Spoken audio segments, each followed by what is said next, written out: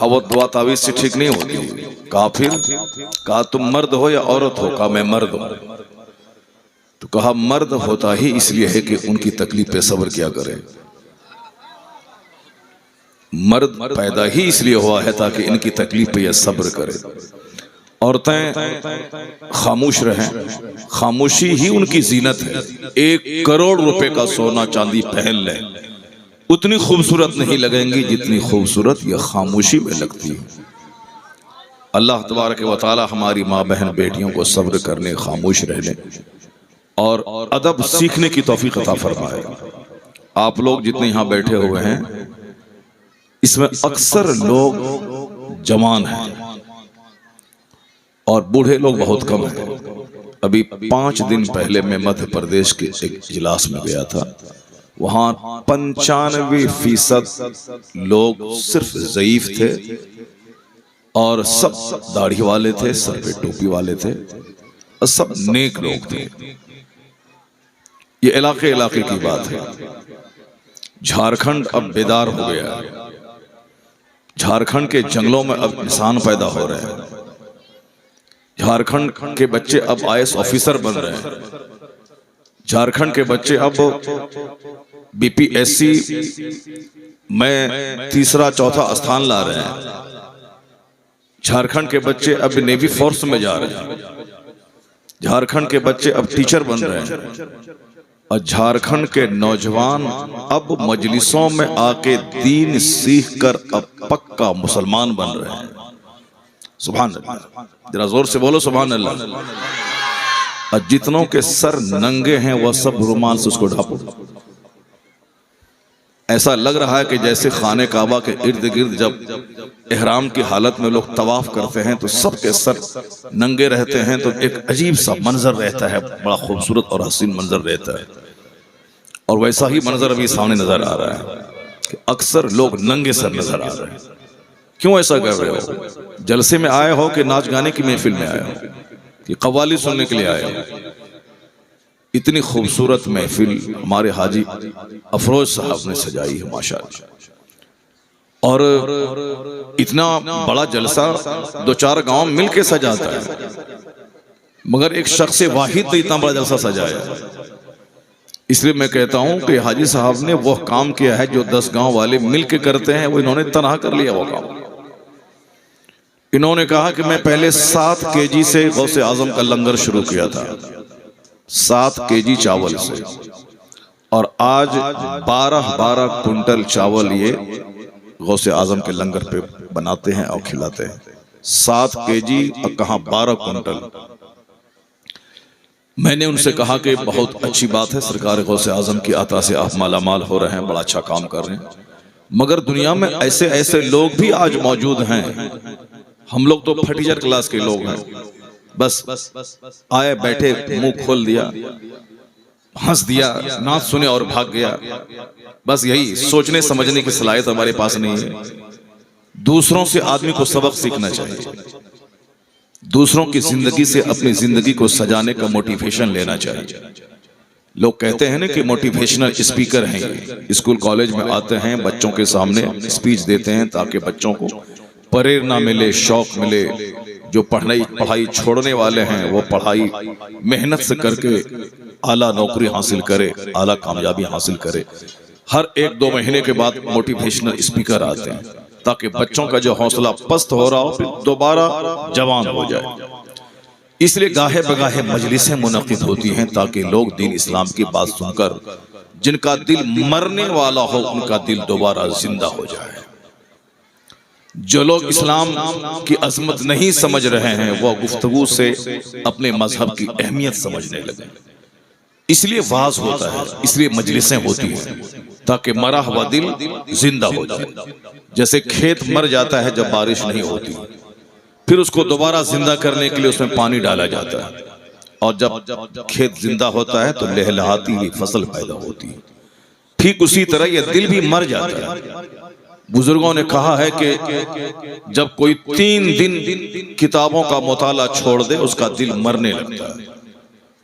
कौन? जो आलिम 20 साल किताब पढ़ चुके हैं, वो लगातार 3 दिन अगर किताबों से अपना रिश्ता तोड़ लें, मुनक़ता कर लें, तो उनका दिल भी बुझने लगता है, उनके दिल पर दुनियावी ख्यालात हावी होने लगते हैं। वो अभी आम लोगों की तरह एक पुरऐश जिंदगी गुजारने का ख्वाब देखने लगता है। तो इस दिल को जिंदा रखने के लिए किताबों का मुताला जरूरी है। कंटिन्यू 3 दिन बगैर किताब के बंदा न रहे, और जो किताब पढ़ना नहीं जानता है वो पढ़े हुओं की सोहबत में जाके 2 मिनट बैठ जाए ताकि वो जान ले। और ये इंतजाम शरीयत ने भी किया है, जैसे हर जुमा के दिन खुतबे जुमा यह शर्त है, कंडीशनड है, बगैर खुतबे जुमा की नमाज नहीं होगी। कभी आपने गौर किया इस पर? इसलिए नहीं है, जिस तरह 5 वक्त की नमाज है जहां चाहे पढ़ें, कोई वाज कोई तकरीर नहीं, मगर जुमा की नमाज के लिए तकरीर उसी तरह जरूरी है जिस तरह नमाज पढ़ने के लिए वजू जरूरी है। बगैर वजू के नमाज नहीं होती है, उसी तरह बगैर जुमा के खुतबे के जुमा की नमाज नहीं होती है। चाहे 1 मिनट का खुतबा क्यों ना हो, चाहे 10 सेकंड का खुतबा क्यों ना हो, खड़ा होके खतीब को बोलना पड़ेगा, चाहे 3 बार सुभान अल्लाह ही क्यों नहीं कहते वो। और ये शर्त है, इसके बगैर जुमा की नमाज ही नहीं होगी। क्यों? इसलिए ताकि ये दिल जो दुनियावी सोहबतों में रहने के बाद सूख जाता है, जब तक मुसलमान जिंदा है हर जुमा की नमाज उसको पढ़ना है, और हर जुमा के दिन इमाम का खुतबा सुनना है, ताकि जुमा के दिन जो तकरीर सुनी, इन्नल्लाह यअमुरु बिल अदल वल इहसान व ईताइ ज़िल कुर्बा व यनहा अनिल फ़हशाइ वल मुनकर वल बग़य, अल्लाह हुक्म देता है तुम्हें अदल का, एहसान का, रिश्तेदारों को देने का। अल्लाह तुम्हें रोकता है फहश और गंदी बातों से, सरकशी से, बगावत से, बेहयाई से। ये 3 चीजों के करने का हुक्म दिया और 3 चीजों से रुकने का हुक्म दिया। जामे आयत है जिसके बारे में मुफस्सिर फरमाते हैं कि सिर्फ यही आयत कुरान में होती और कोई दूसरी आयत ना भी नाजिल होती तो कुरान के नाजिल होने का जो मकसद था वह इस आयत करीमा से पूरा हो जाता। यानी इसमें तमाम अच्छाइयां जमा है, और हर जुमा के दिन खुतबे जुमा में इसकी तिलावत होती है। चूंकि आप अरबी जानते नहीं हैं और जानने की कोशिश भी नहीं करते हैं, इसलिए कभी आप पूछते नहीं हैं कि मौलाना साहब 6666 आयतें हैं कुरान में, और सिर्फ एक ही आयत की तिलावत अरब में, अजम में, पूरी दुनिया में क्यों होती है? अब बचपन से इसी को सुनते हुए आ रहा हूं, चूंकि आप दिल से सुनते ही नहीं हैं, इसलिए कभी शौक भी पैदा नहीं हुआ कि हम जाके इमाम साहब से पूछें आखिर इस एक आयत में क्या है, क्यों हर जुमा के दिन इसकी तिलावत होती है। जब आपको शौक पैदा होगा आप पूछेंगे तो इमाम साहब बता देंगे आपको। मैं सिर्फ ये कहता हूं कि जुमा का खुतबा इसीलिए जरूरी है ताकि जुमा के दिन तकरीर आपने सुनी, अल्लाह का डर पैदा हुआ। शनिचर, इतवार, सोमवार, मंगल, बुध, जुमेरात तक बाल बच्चों, दोस्तों, अहबाब, बाजार, यहाँ वहां जाते आते वो नसीहत का पानी धीरे धीरे उतर जाता है। शनिचर के दिन थोड़ा कम हुआ, इतवार के दिन और कम हुआ, सोमवार के दिन और कम हुआ, मंगल के दिन और कम हुआ, बुध और जुमेरात को और कम हुआ, यहाँ तक कि जुमा आते आते दिल का खेत सूखने के करीब होता है कि फिर अगले जुमा को नसीहत का पानी दिल पे डाल दिया जाए। जरा जोर से बोले सुभान अल्लाह। ये क्यों है? ताकि दिल मरने से बच जाए, दिल जिंदा रहे। आज दिल मर गया है, इसलिए मोबाइल चलाने में ज्यादा मजा आता है। आज दिल मर चुका है, इसलिए माँ बाप अच्छे नहीं लगते। दिल मर चुका है, इसलिए अपनी बीवी अच्छी नहीं लगती है। दिल मर चुका है, इसलिए खेल तमाशे अच्छे लगते हैं, पढ़ाई में मन नहीं लगता है। जबकि पढ़ने वालों को पूरा फोकस सिर्फ किताब पे देना चाहिए पढ़ने के जमाने में, न के लिबास पे और न के और दीगर चीजों पे। मगर किताब पे फोकस कम है और दूसरी चीजों पे ज्यादा है। ये दिल के मरने की अलामत है। उसी दिल को जिंदा रखने के लिए ये वाज है, ये नसीहत है, बुजुर्गों की जिंदगी है, औलिया और सालिहीन की जिंदगी का चैप्टर खोला जाता है ताकि उनसे नूर हासिल हो, उनसे रोशनी हासिल हो। क्या कर रहा है? बदतमीज कहीं का, मोबाइल लेकर खड़ा नाच रहा है, नाचने की महफिल है। क्यों फोटो खींच रहा है? फोटो खींचना हराम है। तकरीर नहीं सुन रहा, फोटो खींच रहा है, लगता है कोई ड्रामा और फिल्म हो रही है। तकरीर रिकॉर्ड करने के लिए सब रिकॉर्ड कर ही रहा है। अगर तुमको तकरीर दोबारा सुननी है तो फिर तुम जाकर यूट्यूब पे सर्च करो, तकरीर आ जाएगी। फिर तुम अलग से फोटो क्यों ले रहा है? फोटो खींचना तो हराम ही है, क़यामत तक हराम रहेगा वो तस्वीर खींचना। बुजुर्गों ने इसको हराम इसीलिए कहा है कि एक तमाशा बन के रह गया। अब लोग तकरीर सामने महफिल में बैठ के नहीं सुनना चाहते, वो तमाशा देख रहे हैं, नाच गाने की तरफ इसको एक फिल्म हाल बना दिया। पीर साहब बैठे हुए चारों तरफ से स्टूडियो बना दिया, उसको फिल्म हाल बना दिया। वो तो एहसान ताजुल शरिया का, वरना आज मस्जिदों मदरसों और जलसों को लोग नाच गाने की महफिल बना देता। वो तो ताजुल शरिया के फतवे की धमक है कि कुछ तकद्दुस और कुछ पाकिज़गी बची। वरना तो शादी की महफिल में 10 लोग रहते हैं और 50 कैमरा लगा रहता है, जैसे कि कोई अदाकार आया है अदाकारी करने के लिए। उस वक्त भले ही लोगों को समझ में नहीं आ रहा था, मगर अब समझ में आ रहा था जब मस्जिद और मदरसे का तकद्दुस पामाल हो रहा है। अब समझ में आ रहा है कि ये फतवा क्यों दिया गया था और क्यों शरीयत में इसको हराम करार दिया गया। अल्लाह तबारक व तआला सारे मुसलमानों को दीनी मजलिसों का एहतराम करने की तौफीक अता फरमाए। मोबाइल घर में छोड़ के मस्जिद जाया करो, मोबाइल घर में रख करके जलसे में आया करो। वरना मैं अक्सर कहता हूं कि ये मोबाइल आग से चार्ज होता है और आग की खसलत है जला के राख कर देना। ये मोबाइल का ज्यादा इस्तेमाल तुम्हें ज़िनाकार बना देगा। मोबाइल का कसरत से इस्तेमाल तेरी आंख की बीनाई छीन लेगा। मोबाइल का ज्यादा इस्तेमाल तुम्हें पागल बना देगा। मोबाइल का ज्यादा इस्तेमाल तुम्हारी नींद की बरकतें छीन लेगा। मोबाइल का ज्यादा इस्तेमाल सारे रिश्तेदारों से दूर कर देगा। मोबाइल का ज्यादा इस्तेमाल तेरी औलाद को तेरी औलाद रहने नहीं देगा। आज जो समाज से लाखों बच्चियां दूसरों के साथ भाग गईं, इसमें 90% इसी मोबाइल का हाथ है। कमरा बंद है, सब कुछ कमरे में हो रहा है इसी मोबाइल के जरिए। मोबाइल बहुत अच्छी चीज भी है, जिस तरह आग अच्छी चीज है, खाना बनाना है, उससे फैक्ट्री में सामान मैन्युफैक्चरिंग करनी है। आग के बगैर ना हवाई जहाज चलता है ना ट्रेन चलती है। मगर इस आग की खसलत है कि उस आग में जो उंगली डालेगा वो जल के राख हो जाएगा। तो आग को कंट्रोल में रखना चाहिए, ना कि अपने आप को आग के हवाले कर देना चाहिए। मोबाइल से फायदा हासिल करना चाहिए, ना कि अपनी जिंदगी मोबाइल के इस्तेमाल करके तबाह कर देना चाहिए। इसलिए मोबाइल का इस्तेमाल करने के लिए भी इल्म चाहिए। जिस तरह कुछ लोग गरीबी में काफिर हो जाते हैं और कुछ लोग मालदारी में काफिर हो जाते हैं। जिसके पास इल्म नहीं है, अच्छी सोहबतें नहीं है, जानकारी नहीं है, कुरान हदीस नहीं पढ़ता है, वो अगर दौलतमंद बन गया तो काफिर हो जाएगा। इसलिए हुजूर की हदीस में आया है कि कुछ लोग हैं कि अमीर हैं तो मोमिन है, वो गरीब जहां बने के काफिर हो जाएंगे। और कुछ लोग अमीर हैं गरीब हैं कि मोमिन है, वो अमीर बने के काफिर हो जाएंगे। आप देख सकते हैं समाज में कुछ नाअहल होते हैं, जिसके पास दौलत बढ़ती जाती है तो उनका घमंड बढ़ जाता है, उनका गुरूर बढ़ जाता है, मौलाना लोगों का मजाक उड़ाता है। कोई शेख कामिल आ जाए तो कहता है ये ढोंगी और मक्कार आ गया, जिंदीक आ गया, और ये दौलत का नशा उसका है, दौलत की वजह से बोल रहा है। जलसा कराने को वो बुरा समझता है, मौलाना मौलवी बनने को बुरा समझता है, रोजा रखने को बोझ समझता है, ज़कात के कानून को एक टैक्स समझता है।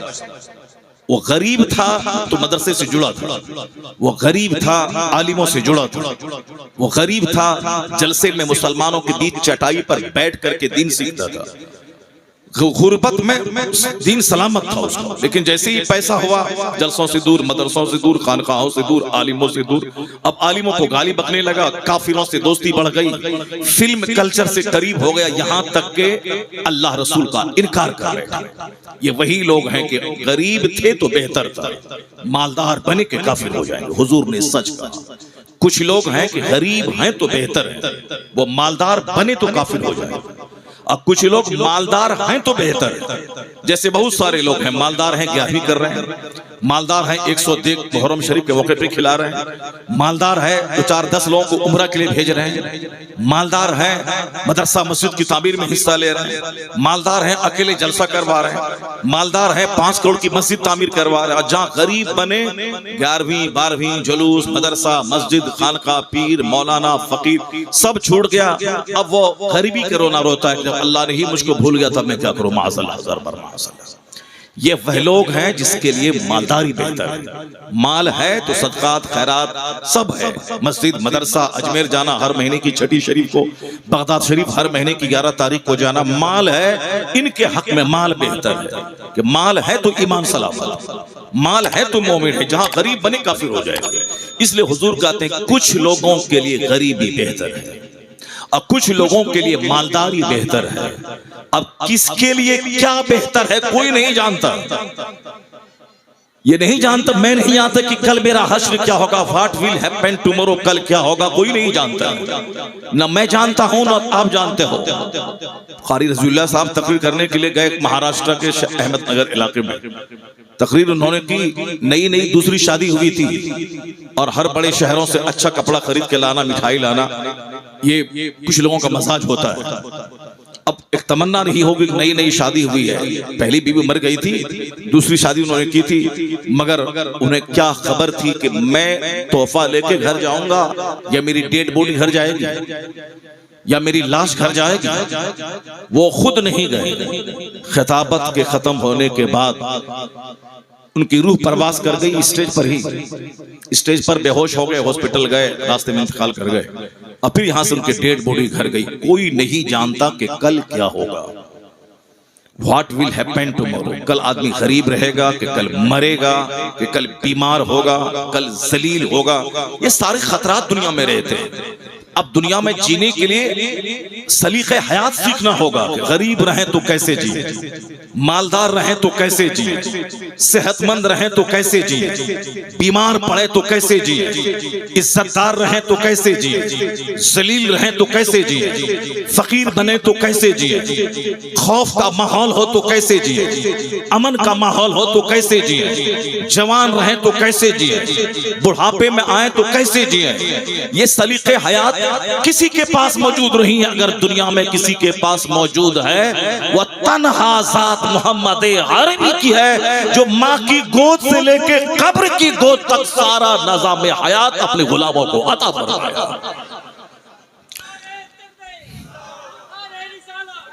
हाँ, तुम ही लगाओ नारा, तुम खुद नहीं समझता कि मैं नारा क्यों लगा रहा हूं, ये खुद नहीं समझता नारा क्यों लगा रहा हूं। जो अक्लमंद लोग पढ़े लिखे लोग हैं वो उनको नारा लगाना चाहिए। अक्लमंद लोगों को आगे बैठना चाहिए। बैठे हमारे बच्चे सामने बैठे हुए हैं, यही मेरे जलसों का मजाक कि बच्चे सामने बैठे रहें।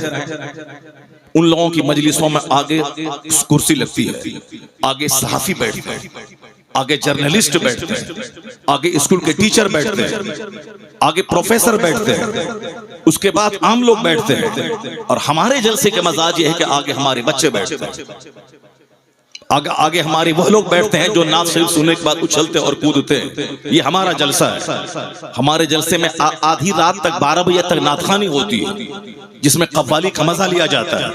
और फिर 12 बजे के बाद जब नींद की आगोश में मजमा चला जाता है, तब कुरान हदीस की बात सुनाने के लिए एक मौलवी को बुलाया जाता है। दूसरों के जलसे जब खत्म होने का टाइम होता है, उस वक्त हमारे जलसे में दीन की बात सुनाने के लिए किसी मौलवी को बैठाया जाता है, ताकि आधे लोग भाग जाएं और सुनने का मजाज ना रहे, लोग सोते रहें। इस तरह से कुरान हदीस की बात की तौहीन होती रहे, अपमान होता रहे, ताकि आने वाले वक्त में कोई अपने बच्चे को आलिम नहीं बनाए। वरना आलिम बनने का मतलब है कि कोई उनकी बात नहीं सुनेगा, और अगर गवैया बनने का मतलब है कि सारा मजमा उछल उछल कर पैसा भी देगा और दाद भी देगा सारा मजमा, तो अब सोचेगा कि आलिम बनने में 20 साल कौन दिमाग जलाएगा। हिंदी ही में नात शरीफ लिख करके उसकी नकल और प्रैक्टिस की जाए, चाहे उर्दू आए ना आए, ताकि नात पढ़े, पैसा भी मिलेगा, इज्जत भी मिलेगी, और आसपास 2-4 लुच्चे लफंगे भी चलेंगे। मौलाना का सूटकेस उठाने वाला कोई नहीं है, मौलाना को सलाम करने वाला कोई नहीं है। और जो उर्दू नहीं आती है, जिसको हिंदी में नात लिख के पढ़ता है गाने के तर्ज पे, उसके आगे पीछे 10 लुच्चे लफंगे रहते हैं, उसका हाथ चूमते, उसका सूटकेस उठाते हैं और उसको स्टेशन तक छोड़ने जाते हैं और लेने के लिए उनको जाते हैं। अब ये बताएं कि अब उन लोग गवैया न बनेगा तो क्या बनेगा? आलिम बनेंगे लोग? दीन सिखाने वाला बनेंगे? कोई नहीं बनेंगे। दीन तो उस वक्त लोग सिखाते थे जब हिंदुस्तान का बादशाह औरंगजेब जामा मस्जिद दिल्ली से नमाज पढ़ने के बाद जब निकलते थे, पूरे हिंदुस्तान का पाताज बादशाह जो 50 साल 6 महीने से ज्यादा हिंदुस्तान पे अकेले शासन किया है, आज तक हिंदुस्तान की तारीख में इतने तवील अरसे तक हुकूमत करने वाला कोई दूसरा शासक नहीं आया जो दूध का दूध पानी का पानी फैसला करके पूरे भारत वर्ष को सजाया हो, संवारा हो, इसके खजाने का सही इस्तेमाल किया हो। यहाँ तक कि बादशाह दिल्ली के इंतकाल के बाद उसने जो उन्होंने जो वसीयत की थी, वो वसीयत में ये दर्ज था कि हिंदुस्तान के खजाने का पैसा मेरे कफन और मेरी कब्र की खुदाई में इस्तेमाल न किया जाए। उतना बड़ा शासक जब जामा मस्जिद दिल्ली से बाहर निकलता था और मुल्ला अहमद जीवन रहमतुल्लाह अलैह जो उनके उस्ताद थे, उनकी चप्पल वो सीधी करते थे तो सारा हिंदुस्तान तमन्ना करता था कि काश मेरा बेटा आलिम हो, जो इज्जत इन्हें मिली है वो इज्जत मेरे बेटे को हासिल हो जाती है। जब आलिमों को सम्मान दिया जाता है, जब आलिमों की गुफ्तगू सुनी जाती है, जब आलिमों को इज्जत दी जाती है, तब लोग अपने बच्चों को आलिम बनाते हैं। और जब आलिम अपमानित किए जाते हैं और जब आलिम प्रताड़ित किए जाते हैं, जब आलिम को मस्जिदों से निकालने की धमकियां दी जाती है, जब आलिमों की बात कोई नहीं सुनता और आलिम से कहा जाता है कि आपकी वजह से जलसा मेरा फलाप हो गया, और जलसे वाले भी गवैयों के आगे पीछे करते हैं और चाहते हैं कि मौलाना को 2000 पे ही देके काम चला ले। अब वो अगर 80,000 मांग ले तो 80,000 देने के बाद, पहले ही एडवांस देने के बाद, फिर उनको एक दिन में 10 बार फोन करना है ताकि वो फेल ना हो, आए। और मौलाना को फोन तक नहीं करता है, वो आए तो ठीक है, नहीं आए तो कोई जलसा मेरा फर्क नहीं पड़ने वाला। जहां ऐसी बेहिसी हो, इस कदर उलमाए दीन की बेइज्जती हो, कोई बच्चा, कोई बाप अपने बेटों को आलिम नहीं बनाएगा। इसलिए इसको गिरह बांध के रख लें कि इज्जत से दुनिया में जीने के लिए इल्म जरूरी है और इल्म दुनिया से ज्यादा इल्म दीन जरूरी है। इल्म दीन सलामत है तो दुनिया में इंसान मिलेंगे। और अगर मदरसा जिस दिन उजड़ गया, ये जलसा उजड़ गया, हराम हलाल समझाने वाला कोई नहीं रहा तो दुनिया कुत्तों से भर जाएगा, दुनिया सुअरों से भर जाएगी, दुनिया जानवरों से भर जाएगी। कैसा होगा वो दिन? जो हदीस का मफहूम है कि एक वक्त ऐसा आएगा आम तौर पर खुले बंदों शराब पी जाएगी, यानी पानी से ज्यादा लोग शराब पिएंगे। ये बता दें कि आदमी पानी से ज्यादा शराब पिएगा नहीं, जब वो जानवर हो जाएगा तब वो शराब पानी से ज्यादा इस्तेमाल करेगा। और हदीस में आया है कि कयामत जब करीब आएगी, यज़हरु ज़िना, ज़िना ज़ाहिर हो जाएगा। लोगों को अपनी बीवी में कोई दिलचस्पी नहीं रह जाएगी, लोगों को इकलामबाजी में दिलचस्पी होगी, यानी औरतें से सोहबत करेंगी जिस तरह हॉस्टल में हो रहा, मर्द से इकलामबाजी करेंगे जिस तरह आमतौर पर हॉस्टल और दीगर माहौल में हो रहा है। औरतों के लिए अल्लाह ने मर्द को बनाया, मर्दों के लिए अल्लाह ने औरत को बनाया, ताकि यह दोनों लीगल वे में शादी करके समाज को गवाह बना करके कि हम दोनों निकाह करके एक साथ रहने वाले हैं, ताकि यह दोनों एक दूसरे से फायदा हासिल करें। लेकिन जब शैतान हावी होगा तो आदमी शादी को बोझ समझेगा। शादी के लिए टका चाहिए 2 करोड़ रुपए, लड़का हो उसको नौकरी चाहिए तब शादी होगी। चाहे हर महीने तवाइफ के कोठे पे जाके मुंह काला करे वो सब चलेगा, मगर शादी करने के लिए कार्ड छपाने के लिए 1 लाख रुपए चाहिए, डेकोरेशन के लिए 10 लाख रुपए चाहिए, वलीमा के लिए 20 लाख रुपए चाहिए, लड़की को जेवर देने के लिए 40 लाख रुपए चाहिए। और जब तक ये पैसे ना हो उस वक्त तक शादी नहीं होगी। और चाहे हर महीने लड़का ज़िना करे, चाहे रोजाना लड़का बाथरूम में जाके मुश्तजनी करे, यानी हाथ से मनी निकाले, चूंकि ख्वाहिश को कहां ले जाएगा। इसलिए मुश्तजनी करने वालों की तादाद बढ़ गई क्योंकि शादी को मुश्किल बना दिया गया। इकलामबाजों की तादाद बढ़ गई क्योंकि शादी को मुश्किल बना दिया गया। तवाइफ के कोठे पे जाने वालों की तादाद बढ़ गई क्योंकि शादी को मुश्किल बना दिया गया। शादी बगैर कार्ड छपाई के नहीं होगी, शादी बगैर 10 करोड़ के नहीं होगी, शादी बगैर कपड़ा और जेवरात की रस्म की अदायगी के बगैर नहीं होगी।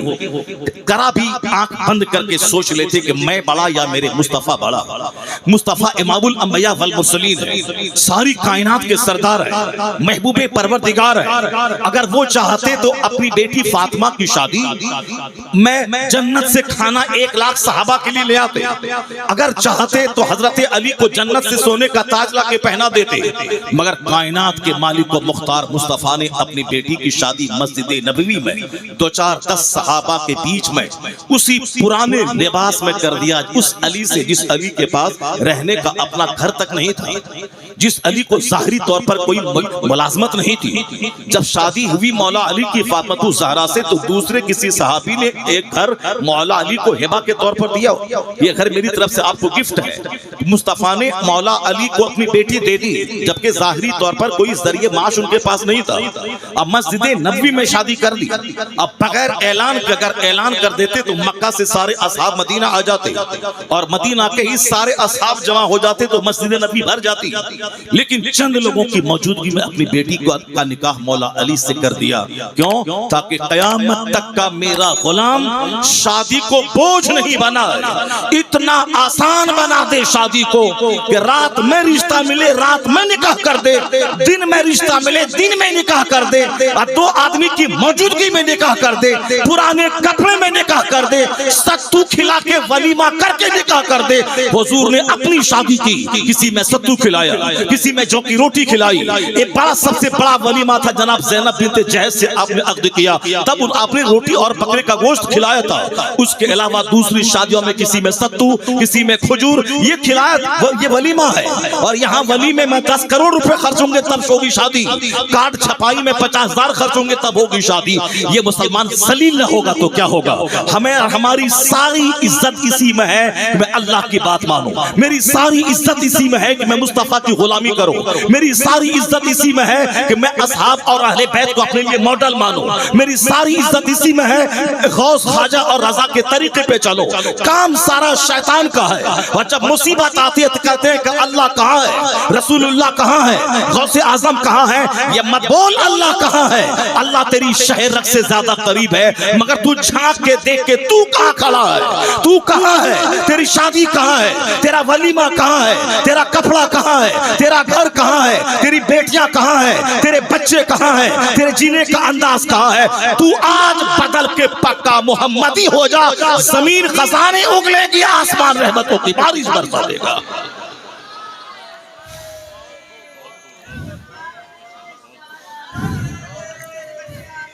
कि मोहम्मद से वफा तूने तो हम तेरे हैं, ये जहां चीज है क्या लौहो कलम सब तेरे लिए, मगर ये बता दे तू पक्का मोहम्मदी साबित कर दे। मैंने तो सिर्फ एक बात, एक शादी की रस्म को मैंने आपके सामने रखकर मैंने झंझोड़ने की कोशिश की कि हम कहाँ हैं, हुजूर ने मुझको कहाँ छोड़ा था। सरकार दो जहां ने खुद प्रैक्टिकल में किस तरह से शादी ब्याह किया जाए मेरे गुलाम करें, हुजूर ने खुद अपनी जिंदगी में अपनी बेटी की शादी करके बता दिया कि ऐसे जीना, ऐसे करना। और हमने किसको अपने मॉडल मान लिया, हमने किसकी नकल शुरू कर दी जिंदगी में? कभी तन्हाई में बैठ के आप नहीं सोचते, हम नहीं सोचते। इसलिए हमारा बेटा जब सामने मौजूद होता है, कोई मुस्लिम समाज का बेटा, उसका जोग्राफिया आप पहले देख लिए खड़े होकर, उनके सर के बाल देखे कि किस तरह से सर के बाल इसके, आखिर किसकी नकल में ये बाल रखा? उनसे पूछे कि गौसे आजम ने ऐसा बाल रखा, क्या ख्वाजा गरीब नवाज ने ऐसा बाल रखा, क्या आला हजरत का ऐसा बाल था, क्या उनकी किताब में लिखा हुआ कि ऐसे बाल रखो, चारों तरफ से मूंड के और बीच में औरतों की झोटा और चूटी की तरह बाल रखो? क्या ऐसा किसी किताब में है? क्या मस्जिद के इमाम साहब ने ऐसा रखा है? क्या तुम्हारे आलिम जो वाज करते हैं, समझाते हैं, क्या उनका बाल ऐसा? आखिर किसकी नकल तुम कर रहा है? मौलाना साहब की नकल कर रहा है, किसी ये साहब की नकल कर रहा है, हमारे साहब सूफी ज़हीर साहब की नकल कर रहा है, मस्जिद के इमाम साहब की नकल कर रहा है? किसकी नकल में तुमने ऐसा जोग्राफिया बना के रखा? जरा हमारे बच्चों को देखिए, पहले हम लोग चीखते चिल्लाते थे कि दाढ़ी रखिए, दाढ़ी रखना सुन्नत है, दाढ़ी रखने से कुव्वते मर्दान की बढ़ती है। जिसके सर के बाल उड़ जाएं, टकला हो जाए, 90% वो नामर्द हो जाता है, चूंकि सर के बाल से कुव्वते मर्दानगी का गहरा रिश्ता रहता है। उसी तरह दाढ़ी के बाल से कुव्वते मर्दानगी का गहरा रिश्ता है। एक बहुत बड़े तबीब ने कहा था कि अगर 7 नस्ल तक लगातार दाढ़ी मूंडते रहें तो 8वीं नस्ल हिजड़ों की पैदा होगी। इसका गहरा रिश्ता कुव्वते मर्दानगी से है। यही वजह है कि अभी आपने सुना कि सरकार गौसे आजम ने 4 शादी की। गौसे आजम को 49 औलाद थी, 49 औलाद। हम लोग एक बीवी में आउट हो गए, हम लोग 2-4 बच्चे में आउट हो गए, या 49 औलाद। 2 बच्चे हैं, कहां से कैसे खिलाएं, कहां से खिलाएं? चेहरा सूखा रहता है, दिल उजड़ा उजड़ा सा रहता है, प्रेशर हाई मेरे पास, शुगर मेरे पास, हार्ट की बीमारी मेरे पास। साहब कौन कौन सी बीमारी नहीं तो सबसे बड़ी बीमारी गम और परेशानी मेरे पास। रोजी की तलाश में नमाज गई, रोजा गया, ज़कात गई, हज गया। हज फर्ज हुआ था 10-20 साल पहले, अब तक हज में ताखीर हो रही, चूंकि मकान बनाना, गाड़ी खरीदना, 5 बच्चे हैं, उसकी शादी ब्याह, घर मकान, बिजनेस, पढ़ाना लिखाना, डॉक्टर इंजीनियर बनाना, चाहे उनका बेटा पाजी हो, उनका बेटा बेनमाजी हो, चाहे डीएम बन जाए, पैसा कमा के मर जाए, चाहे सुभान रब्बियल आला कहना तक ना आता हो, सूरे फातिहा की तिलावत तक ना आती हो, रहे वो डीएम रहे एसपी, मगर सूरे फातिहा तक ना आती हो, सब चलेगा। नमाज रोजा कुछ ना आए सब चलेगा, मगर